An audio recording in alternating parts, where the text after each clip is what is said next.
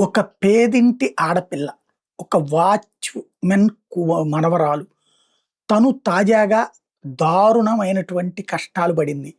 ఒక రాక్షసుడు గౌస్ అనేటటువంటి రాక్షసుడు ఆమె పట్ల అసభ్య ప్రవర్తనతో పాటుగా చంపేయడానికి డాబా పైనుంచి కిందకిసిరేస్తే గోడ మీద పడి చావు బతుకుల మధ్యనుండగా ఆస్పత్రిలో తీసుకెళ్తే ఇప్పటికీ అమ్మాయి పరిస్థితి అక్కడ కొంతవరకు కోలుకున్నాక, తనకి జరిగిన అసలు ఘటన చెప్పాక గౌస్ వ్యవహారం పక్కకెళ్ళింది.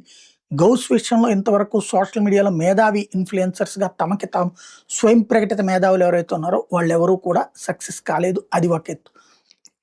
వాళ్ళు ఇప్పుడేదో వివరణలు ఇచ్చుకునే ప్రయత్నం చేస్తున్నారు. మేము మాట్లాడాం. మేము అట్టాంటోళ్ళం, ఇట్టాంటోళ్ళం. అది పక్కన పెట్టేద్దాం. ఇంకొక వైపున అమ్మాయి వ్యవహారం మీదన నిమ్స్‌లో ట్రీట్మెంట్ తీసుకుంటుంటే ఎందుకు కండిషన్ చెప్పట్లేదు ప్రజలకి? ఎలా ఉంది?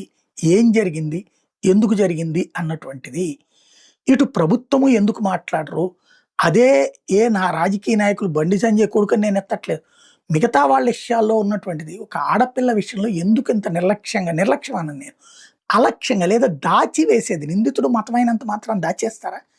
ఆ బాధితురాలి పట్ల మానవత్వం ఉండదా? మనం మానవత్వంతో స్పందించలేమా?